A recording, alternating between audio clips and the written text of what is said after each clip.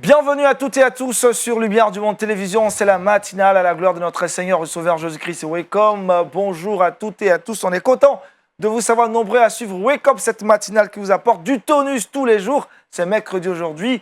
Pasteur Tchoumou, bonjour. Oui, bonjour Aniel. Vous allez bien? Oui, ça va par la grâce du Seigneur. Gloire à Jésus-Christ. Merci d'être réveillé tôt ce matin. On va bien? D'accord. Sachant que vous êtes là, ça va super bien. Bonjour Laetitia, on va bien ce matin? Tout va bien. Bonjour Aniel et bonjour à tous.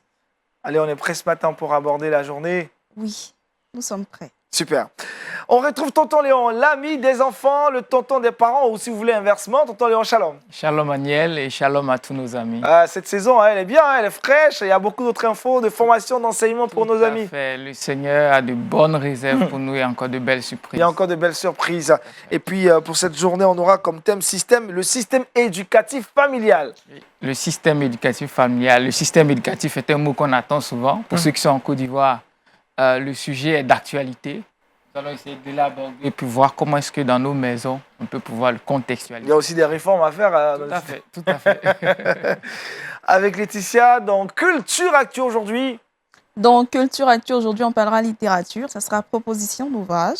Et dans le Trick Box, on va parler de tout ce qu'on pourrait faire pour réussir notre rentrée scolaire. Super, tout est bien beau dans cette émission. Vous le savez, on démarre toujours tous les matins en entendant en premier la voix du Seigneur et c'est dans Méditons ensemble.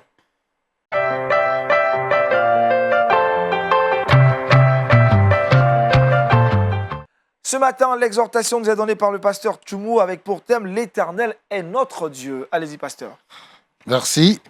Notre texte de base est dans le livre de Exode, le chapitre 3, du verset 13 au verset 15. Je fais la lecture. Moïse dit à Dieu: j'irai donc vers les enfants d'Israël et je leur dirai: le Dieu de vos pères m'envoie vers vous. Mais s'ils me demandent quel est son nom, que leur répondrai-je? Dieu dit à Moïse: je suis celui qui suis. Et il ajouta: c'est ainsi que tu répondras aux enfants d'Israël.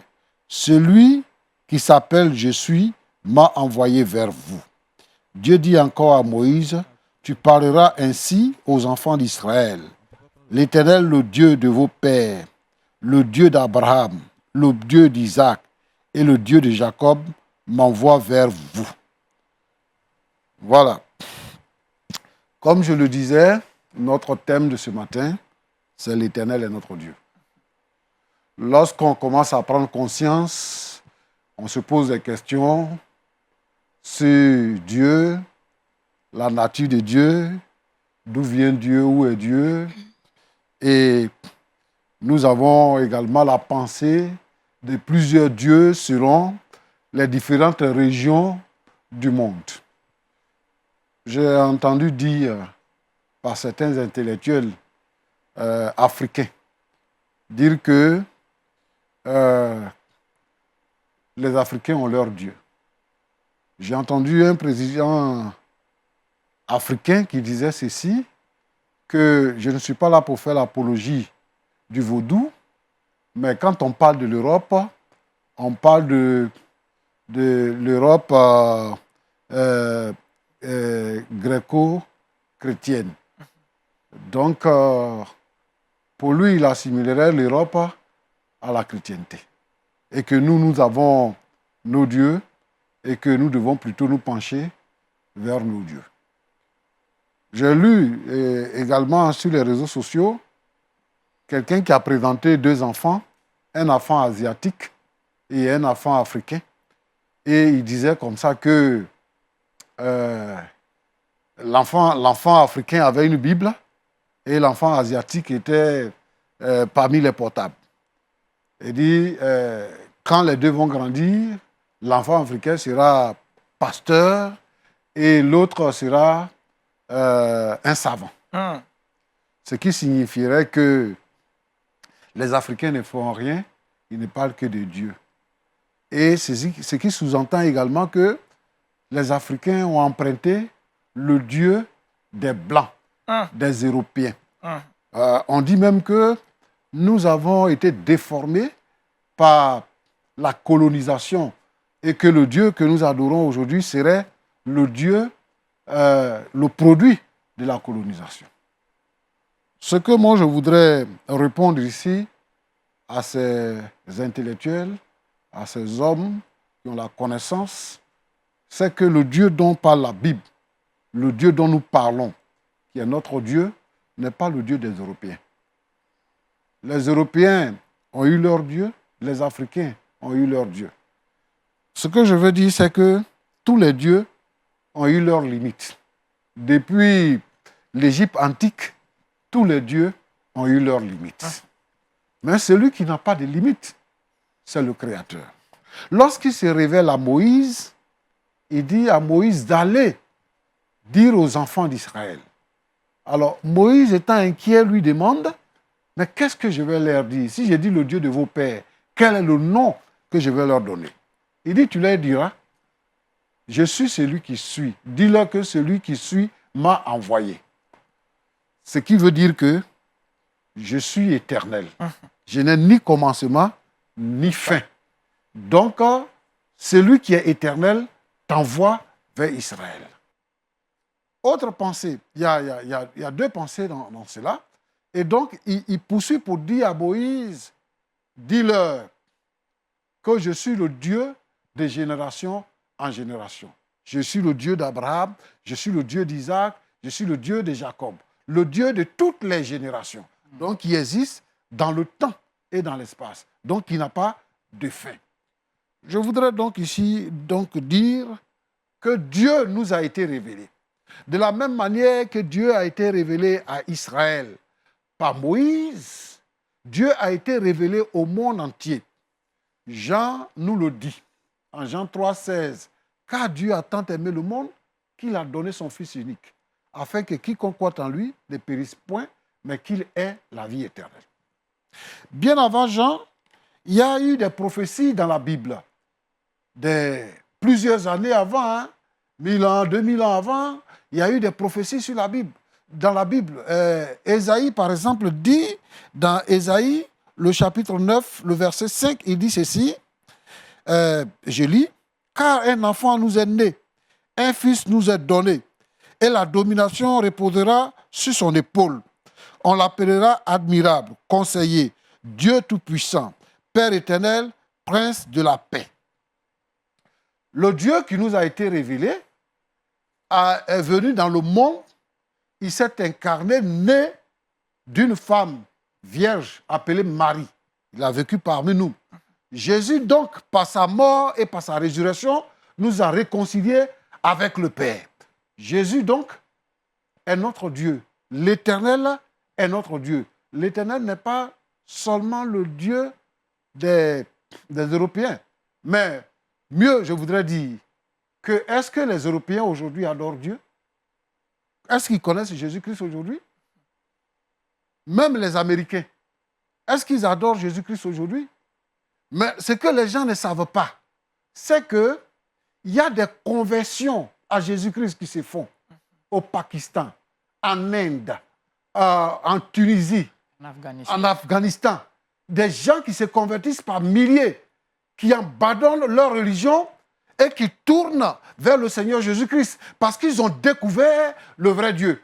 Pendant que nous, ici, nous parlons de Dieu africain. Moi, je voudrais qu'un Africain, un vrai Africain, m'indique, me donne le nom du Dieu africain. Alors, on a parlé des pouvoirs, des puissances. On était ici en Côte d'Ivoire. La guerre est venue. Et je ne pense pas qu'un blanc a dit à un Africain de ne pas adorer son Dieu. Puisque au nord, on adore le poro, à l'ouest, on adore les masques, ainsi de suite. Mais quand la guerre est venue, on a vu la limite de Dieu. Les Ouais qui ont été décimés à l'ouest, ils avaient toujours leur Dieu, les masques. Il n'a pas pu les protéger. Les Kroumen, les Hébriers et autres. Si on dit que nous avons notre Dieu, qu'est-ce que nos dieux africains ont pu faire?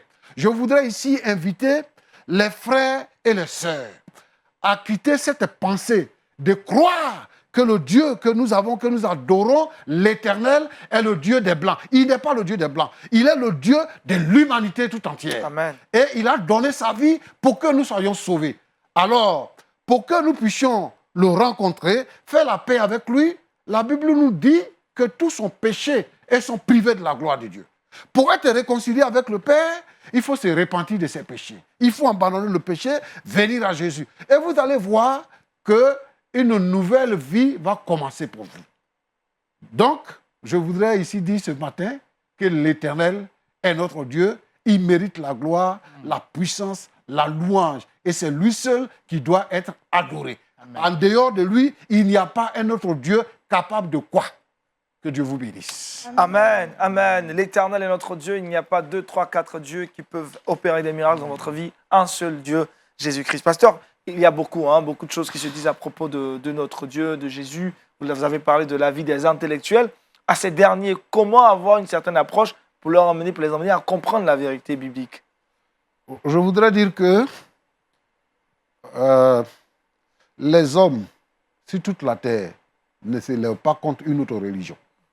Ils ne se lèvent que contre la religion chrétienne, qui est une religion qui prône le salut, qui prône la vie éternelle, la guérison divine, et qui est une religion de paix, qui n'attaque personne, qui ne fait rien à qui que ce soit, qui sont, au contraire, les chrétiens sont au contraire martyrisés, persécutés.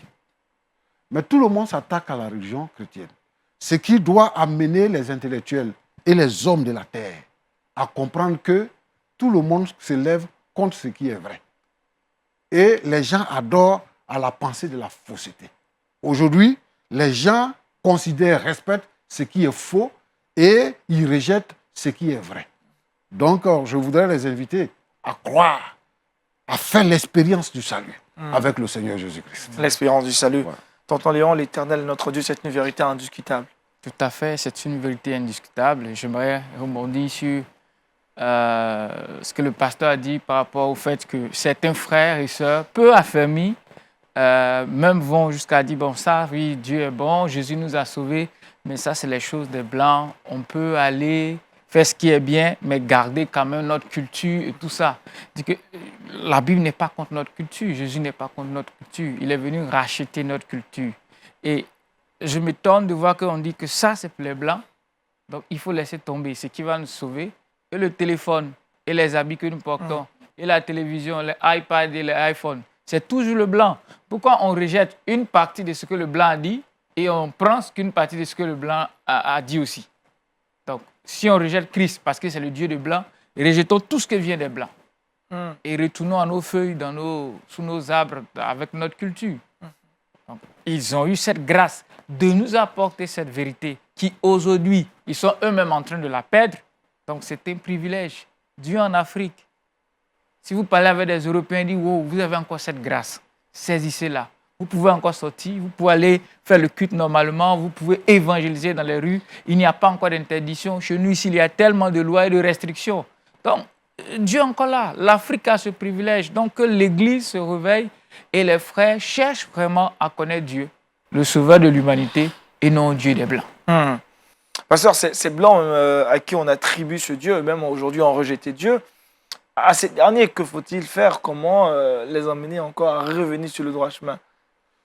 Il y a un seul moyen que la Bible nous donne, c'est la recommandation que notre Seigneur Jésus a faite. Allez par tout le monde, prêcher la bonne nouvelle à toute la création. Le seul moyen de gagner les hommes de la terre, c'est de leur dire que Jésus les aime et que Jésus est mort pour eux à la croix. Et par la mort et par la résurrection de Jésus, nous sommes réconciliés avec le Père. Celui qui croit en Jésus est sauvé. Celui qui ne croit pas est déjà condamné. Donc, pour qu'on puisse amener quelqu'un vers la vérité, il faut lui annoncer la vérité. Et celle que je viens de dire. Merci, pasteur. Jésus est notre Dieu. Si vous voulez l'Éternel, notre Dieu, le thème abordé par le pasteur ce matin, dans la méditation, pasteur, vous allez prier pour nous chrétiens, que cette vérité s'affermisse davantage dans nos cœurs et que nous puissions en vivre selon donc, cette vérité. Pour ceux qui n'ont pas encore rencontré le Seigneur, à ces intellectuels, que Dieu leur fasse la grâce de pouvoir le rencontrer. Je voudrais, Seigneur notre Dieu, que tu ouvres le cœur et la pensée des hommes qui sont dans l'erreur, qui ont l'esprit obscurci par les œuvres du diable, qui ne voient pas clair, qui rejettent la faute les uns sur les autres et qui ne considèrent pas le vrai Dieu. Je prie pour les frères et les sœurs en Christ qui sont actuellement dans la confusion totale, qui ne savent pas quoi faire. Je voudrais prier pour tous ceux qui n'ont pas encore fait la paix avec toi. Seigneur, révèle-toi. De la même manière que tu t'es révélé à Moïse, de la même manière que tu t'es révélé par Jésus-Christ, révèle-toi, Seigneur, au monde entier, à ceux qui nous entourent, à nos voisins, à nos parents. Révèle-toi, afin que chacun puisse te connaître et faire la paix avec toi. Je brise toutes les forces du diable, toutes les forces maléfiques, au nom de Jésus-Christ. Et que, Seigneur notre Dieu, les ténèbres s'éloignent afin que la lumière vienne. Merci, Seigneur. Amen. Amen. L'Éternel est notre Dieu, le thème de l'exhortation de cette matinale. Merci de nous avoir certainement suivis avec l'intérêt de pouvoir vous aussi apporter cet évangile autour de vous à évangéliser selon la grande recommandation du Seigneur Jésus-Christ. Parlons maintenant culture, c'est avec Laetitia dans Culture Actu.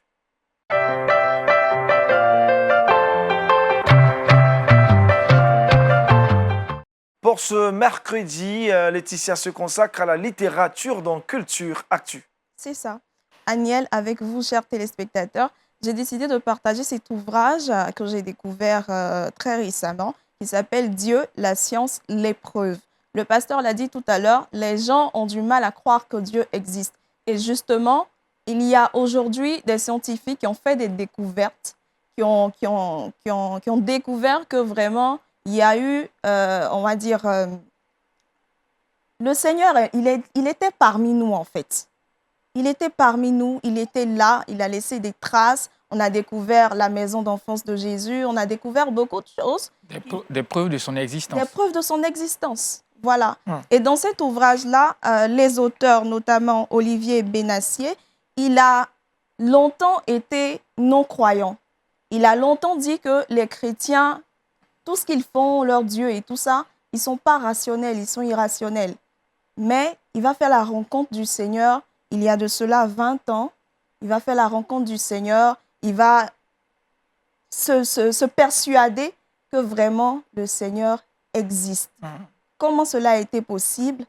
Le professeur de philosophie de sa fille a demandé qu'il fasse un exposé, a demandé qu'il fasse quelque chose qui dit que vraiment Dieu existe, vu qu'il y a 20 ans en arrière, il a découvert que le Seigneur existe.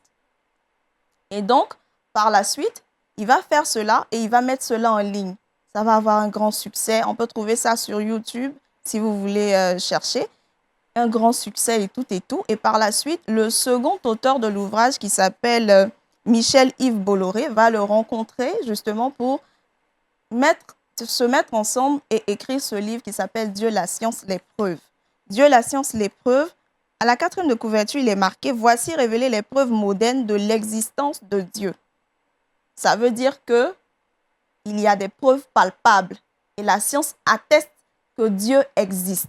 Les Blancs n'ont pas, on a dit tout à l'heure que Dieu est le Dieu des Blancs et que les Noirs, bon, on a nos traditions, tout et tout. Mais le Blanc même vient vers toi pour te dire qu'il y a des preuves de ce que Dieu existe. Donc pourquoi encore dire que Dieu est le Dieu des Blancs? Notre Dieu, le pasteur l'a dit tout à l'heure, c'est le Dieu de l'humanité.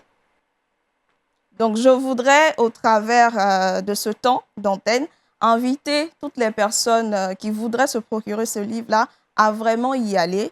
Le livre est disponible depuis le 13 octobre, en ligne et en librairie également. Donc, on a des preuves palpables. Si on doute encore de l'existence de Dieu, la science même prouve que Dieu existe. Voilà. La science prouve que Dieu existe. Il y a un ouvrage donc, qui le dit. Rappel du titre de l'ouvrage et du nom des auteurs. Dieu, la science, l'épreuve. Écrit par Olivier Benassier et Michel-Yves Bolloré. Pasteur Tchoumou, un mot sur cet ouvrage? Oui, en fait, ça me réjouit. Comme si on s'était concerté pour venir je pense que je voudrais encourager les uns et les autres, chrétiens comme non-chrétiens, à se procurer cet ouvrage pour le lire. Je pense qu'en sortant de cette émission, je vais prendre le mien. Tonton Léon, une preuve, le pasteur parlait des intellectuels. Il y a aussi des intellectuels qui ont fait des recherches et qui C'est prouvent ça, que Dieu existe. c'est ça. Je vous dis, ça a été contrecarré quand même, toutes ces C'est thèses ça. qui Et sont mises surtout en pour avant. nos jeunes qui sont dans un temps où tout se prouve, la science, la technologie, donc on veut toujours mettre un mot sur quelque chose. C'est important pour eux d'avoir des informations. Elle a dit modernes, c'est-à-dire c'est des preuves d'actualité. C'est ça. Ce pas des choses qu'on a racontées, qu'ils ont ramenées, mais des choses modernes aujourd'hui qui correspondent à nos réalités actuelles. Et ça, c'est super pour nos jeunes, que je recommande vivement aux moniteurs, aux enseignants, aux parents. Je pense que je vais l'acquérir aussi. Et il faut le faire. Laetitia, à nouveau, le titre de l'ouvrage. Dieu, la science, les preuves. Et je voudrais rappeler et préciser que ce sont 3 années d'études avec plus de 20 scientifiques, de 20 spécialistes qui ont permis de pouvoir mettre en place, de pouvoir écrire cet ouvrage. Un travail véritablement minutieux C'est ça. et très scientifique. Merci Laetitia. Ouvrage donc à lire et à faire lire également à vos proches. Parlons maintenant éducation d'enfants familiale avec notre consultant Tonton Léon. Éducation, système éducatif familial, on en parle aujourd'hui dans le Kids Time. C'est maintenant.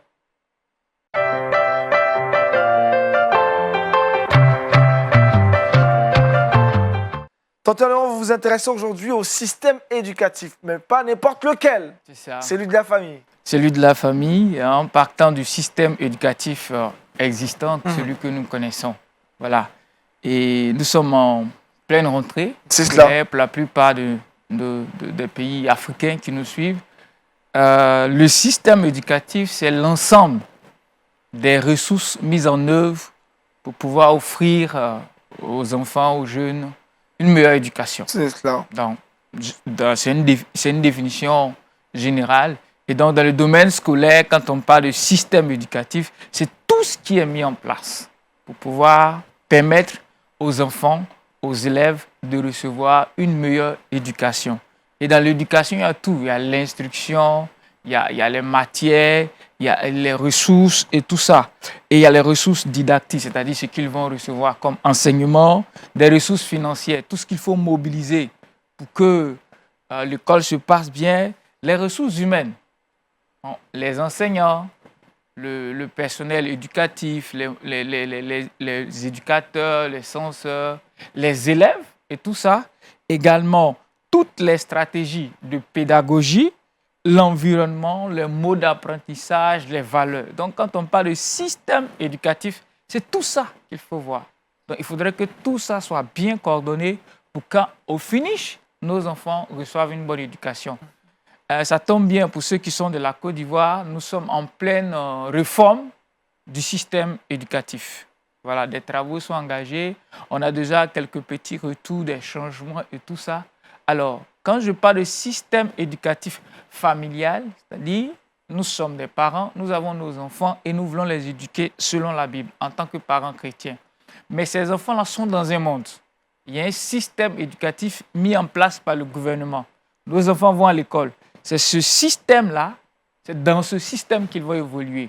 Alors, est-ce que nous, parce qu'ils sont dans une meilleure école, une école de référence, des enseignants de qualité, tout ça, on prend soin de mettre tout ça en place, est-ce que nous devons laisser le gouvernement et le système diriger et ne plus rien faire? Là, mon intervention, c'est pour encourager les parents à d'abord s'informer sur le système éducatif dans lequel leur enfant se trouve. Quel est le contenu? Quelles sont les valeurs? Ne nous intéressons pas seulement aux coefficients, à la formation des enseignants, à la qualité de l'école, mais tout ce système-là, d'abord, il faut l'acquérir, il faut le comprendre, il faut le lire, il faut chercher à voir. Est-ce que ce système correspond aux valeurs chrétiennes? Alors, ce qui ne correspond pas, nous n'allons pas aller changer, mais nous allons voir comment est-ce qu'on peut corriger le tir. Et j'aimerais encourager les parents dans cette rentrée scolaire, pendant que vous inscrivez les enfants, prenez soin de rencontrer les enseignants, de parler avec les éducateurs, de rencontrer le directeur de l'école, de voir la classe où votre enfant sera, de pouvoir discuter avec d'autres parents et de voir dans l'environnement dans lequel l'enfant se trouve. Ça vous permet d'avoir des indices, des informations que vous allez contextualiser à la maison. Si une matière, par exemple, dit à votre enfant qu'on descend des singes, et c'est cela que l'enfant garde, il grandit avec. Ne soyez pas étonnés que les enfants d'école de dimanche croient qu'on descend des singes. Ça vous surprend? Eh oui, moi j'ai entendu ça plusieurs fois. Parce qu'en aucun moment dans leur parcours, quelqu'un leur a dit hey, nous sommes des enfants de Dieu, nous sommes créés à l'image et à la ressemblance de Dieu. On leur a dit, on leur a lu ce verset. Mais est-ce qu'on a lié cela à une réalité? Là-bas, il y a un enseignant qui lui dit, qui lui donne des théories, qui lui donne des preuves, qui lui fait une démonstration pour le convaincre. Nous, on lui a dit, on pense que c'est suffisant. Donc, c'est de pouvoir créer un rapport entre le système éducatif familial chrétien basé sur la parole de Dieu et le système éducatif mis en place par nos gouvernements pour pouvoir enlever tout ce qui est déchet, pour pouvoir rectifier le tir. Parfois, l'Église ou même les parents chrétiens sont dans l'émotion. J'aime prendre cet exemple-là. Il y a quelques années, on a vu sur les réseaux sociaux comme quoi on enseignerait aux enfants de la maternelle, il y aurait des cours sur la sexualité.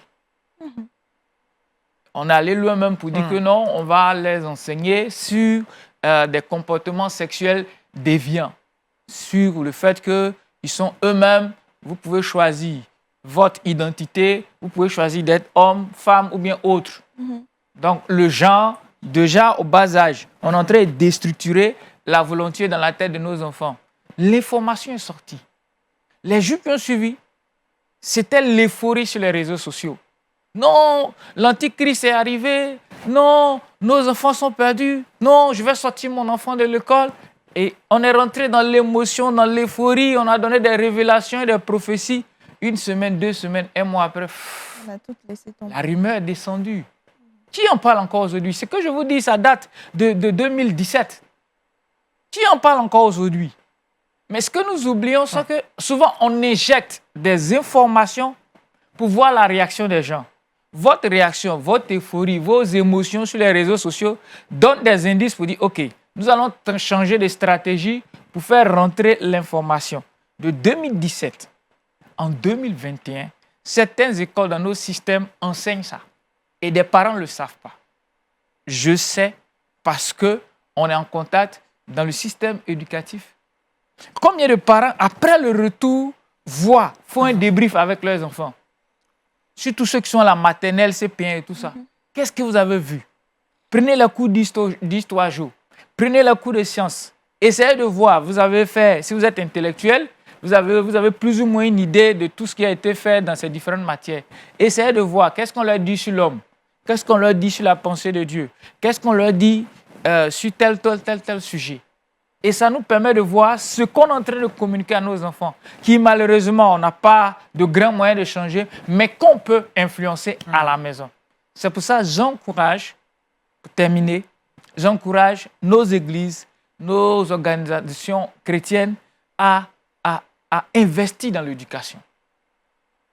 Une église, une école.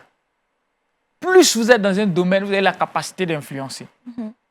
Imaginez que chaque église en Côte d'Ivoire a une école. On compterait dans les décisions au niveau du système éducatif. On pèserait et on pourrait dire à Madame le ministre, cette manière d'éduquer, nous ne sommes pas d'accord. Nous, dans notre système, on ne peut pas l'utiliser. Voilà nos principes et nos valeurs. Imaginez, vous êtes 100 et dans ça, vous êtes 70, vous donnez cette position. Vous pensez que les 30 autres peuvent changer? Non. L'Église peut influencer. Ne restons pas là à prier, à jouer les pompiers, mais à être, à anticiper.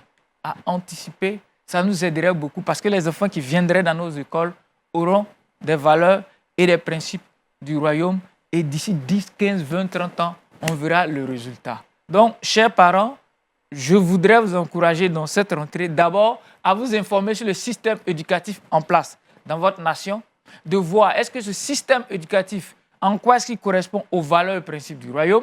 Là où il ne correspond pas, quels sont les moyens que vous avez pour rectifier le tir dans la vie de vos enfants. Que Dieu nous bénisse. Amen. Système éducatif familial. Pasteur, un mot sur cet exposé de Tonton Léon? Oui, je pense que la pensée de la création des écoles par rapport à nos églises est une pensée qui doit être encouragée. On peut commencer par les classes de l'école du dimanche pour déjà commencer 2, 3 classes et au fur et à mesure, on peut avoir une école. Je voudrais dire que l'école a joué un rôle important lors de la colonisation dans nos différents pays. Tout à fait. Ici en Côte d'Ivoire, l'école avec les catholiques a beaucoup influencé, de sorte que les hauts cadres du pays, pour la plupart, sont des catholiques. Lorsque nous sommes allés au Burkina Faso, nous avons vu que également, avec la mission des Assemblées de Dieu, l'école a influencé, même l'état civil a été influencé par l'Église. Et l'Église, aujourd'hui, a abandonné ces valeurs-là. Il faudrait que l'Église soit consciente. C'est vrai, on prie, on parle de Dieu, mais la foi sans les œuvres est morte. Merci, pasteur. Tonton Léon, plus pratiquement, c'est une exhortation, une interpellation aux parents. Est-ce que les enfants aussi ont un rôle à jouer? Est-ce qu'ils peuvent dénoncer quand ils voient des choses qui ne sont pas correctes? C'est quoi le rôle des enfants dans ce système éducatif familial? Alors, le système éducatif, ils sont au cœur du système. C'est-à-dire le système est fait pour qu'eux, ils grandissent dans de bonnes conditions, qu'ils apprennent dans de bonnes conditions. Donc, c'est eux-mêmes, c'est pour eux le système. Alors, souvent, ils sont au cœur du système sans tenir compte de qui ils sont et de leur réalité. Okay. Donc, les enfants et les jeunes, nos enfants à la maison, connaissant les valeurs et les principes, on les encourage à revenir. C'est-à-dire, s'il y a une information qui ne correspond pas à leur foi chrétienne, qu'ils remontent l'information, qu'ils trouvent des personnes avec qui ils peuvent discuter, soit des moniteurs, on peut même aller voir le pasteur, ou bien si le parent se sent assez outillé pour pouvoir rectifier le tir. C'est d'encourager nos jeunes, nos enfants à revenir avec des informations. C'est pour ça que j'insiste sur le débriefing. Le débriefing, c'est-à-dire, c'est un petit bilan de la journée. Et ta journée, à l'école, vous avez vu ça pourrait prendre combien de temps? Le débrief, parfois, ce n'est pas très long, surtout ceux qui sont à la maternelle. En 5-10 minutes, on a fini un débrief. Et ça doit se faire chaque jour, quotidiennement? Si, on a l'occasion de le faire quotidiennement. Si on a le temps d'être là avant qu'ils ne soient couchés et tout ça. Mais pour des parents qui vont tôt et qui reviennent, chaque 2 jours, 3 jours, trouver le temps, je crois que tout au cours de la semaine, vous pouvez trouver un petit temps et tout ça. On n'a pas besoin forcément de s'asseoir. Pendant qu'on mange, pendant qu'on lui met ses chaussures, pendant qu'on porte le sac, pendant qu'on va le déposer à l'école. Vous avez vu quoi à l'école? C'était super, la maîtresse. Est-ce que vous avez des amis? Comment se trouvent vos toilettes? Est-ce qu'il y a des toilettes gars à part, des toilettes filles à part? Est-ce que il y a une sorte de proximité et tout ça? Parce que les cas d'abus aussi, c'est dans ces situations. Donc, des questions, indices qui vont permettre aux enfants de nous donner de bonnes informations. Donc, je rebondis pour dire, dans cette saison, nous allons aussi parler des abus.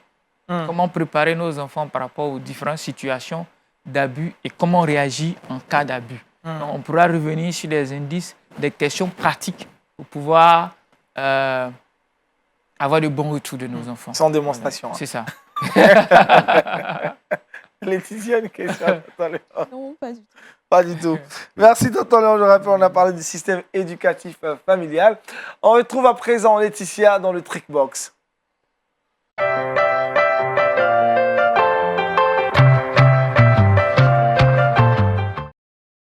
Avec Laetitia, ce matin, nous parlons de comment réussir sa rentrée scolaire. C'est ça, Aniel. Comment est-ce qu'on peut aider nos enfants à réussir la rentrée scolaire? On sait qu'il y a certaines écoles qui ont déjà démarré la rentrée. Pour d'autres, ça sera un peu plus tard. Alors, ce qu'on pourrait faire avec les enfants déjà, c'est de les préparer à ce nouveau rythme-là. Comment c'est possible? On peut le faire en justement leur inculquant de se lever tôt, par exemple, quelques jours avant la rentrée, se lever tôt, se concentrer sur certaines activités qu'on pourrait leur donner de faire. Et comme ça, on pourrait justement les préparer. Dès que les cours commencent, ils seront habitués à ce nouveau système-là, à se lever tôt, à partir tôt et tout ça. Deuxièmement, on va remettre la machine en route. comment on va le faire? En leur donnant de petits exercices qu'ils pourraient faire justement avant la rentrée. On a été en vacances, on a beaucoup joué, on s'est beaucoup amusé, mais lorsque les cours commencent, il va falloir se recentrer sur l'essentiel. Donc, on va remettre tout ça en marche en leur donnant par exemple de petits exercices, ceux qui sont à la maternelle, un exercice de tri, de couleurs et tout ça. On peut le faire ensemble et ça va leur faire du bien déjà de le faire avec les parents et en même temps les préparer à rentrer. Troisièmement, on va les rendre indépendants. On commence les cours, la rentrée va démarrer. La rentrée aussi, si je peux le dire ainsi, professionnelle va démarrer. Il y a certains parents qui étaient en vacances et qui vont reprendre le travail. Donc, ils ne seront pas constamment à la maison comme ils étaient quand c'était les vacances. Donc, on va demander à notre enfant, on va lui inculquer déjà, dès le bas âge, l'indépendance. Ranger ses affaires, il faut qu'il veille sur ses affaires. Lorsqu'il est à l'école également, il faut qu'il veille sur ses affaires, bien nouer ses lacets, son sac à dos. Tout doit être rangé impeccablement, le lit bien fait et on s'en va à l'école. Donc, c'est tout ce système-là qu'il faut remettre en route pour préparer sa rentrée et avoir une très bonne rentrée. Voilà. Beaucoup de systèmes aujourd'hui ce matin. Ouais. Et nos systèmes est pas. Hein, C'est normal, c'est la rentrée. On est en train de préparer la rentrée. Des choses à ajouter ou à encore apporter un peu plus de. C'est super ce que Laetitia a dit. L'idée, c'est de reprendre progressivement des habitudes qu'on avait abandonnées. Donc, c'est pas trop les brusquer, aller tout doucement, un peu de patience jusqu'à ce qu'on ait le bon rythme. Peut-être ce que j'aimerais ajouter, c'est que peut-être que souvent les parents ne font pas attention. Vous allez constater que 2 à 3 semaines après la rentrée effective, il y a beaucoup de cas de maladie.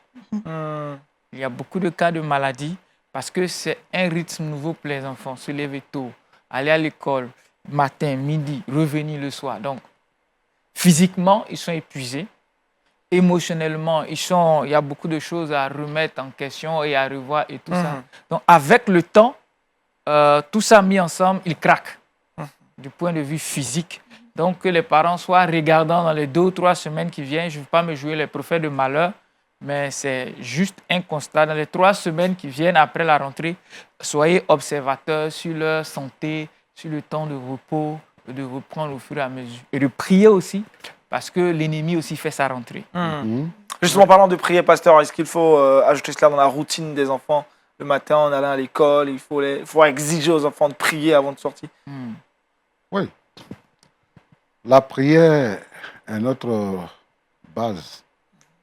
Le culte des familles doit être instauré dans toutes les familles chrétiennes. Si on ne peut pas faire le culte des familles pendant le jour où les enfants vont à l'école, il faut choisir le samedi pour le faire, lorsque tout le monde est là. Mais le matin, avant que les enfants n'aillent à l'école, il faut prier pour eux avant qu'ils ne quittent la maison. C'est important. Très important. Laetitia, rappelle rapidement des choses à faire pour bien réussir sa rentrée scolaire. Alors, pour bien réussir sa rentrée scolaire, déjà, il faut préparer l'enfant à rentrer. Deuxièmement, il faut lui inculquer justement toutes les valeurs qui vont lui permettre de pouvoir remettre la machine en route en justement lui donnant des exercices, par exemple, comme on l'a dit tout à l'heure. Et troisièmement, on va lui apprendre à être indépendant. Voilà. Merci Laetitia. Vous le savez, depuis le début de cette saison, la Questionnote, votre nouvelle rubrique qui vous permet de poser toutes vos préoccupations à nos pasteurs, mais aussi à nos consultants. Vos questions sont attendues en inbox de la page Facebook de LMTV. Laetitia, le verset boussole. Le verset boussole aujourd'hui, c'est en Psaume 9, le verset 3. « Je ferai de toi le sujet de ma joie et de mon allégresse. Je chanterai ton nom, Dieu très haut. » L'Éternel est notre Dieu, le Dieu très haut. Merci encore, Pasteur Tumo, pour cette belle exhortation. Merci à tonton Léon. On a parlé de système éducatif familial. Merci à Laetitia. Merci à vous tous qui nous avez suivis ce matin. Rendez-vous est pris demain sur LMTV pour un autre numéro de Wake Up. Je vous retrouverai le vendredi pour le début du week-end. D'ici là, portez-vous bien. Excellente journée.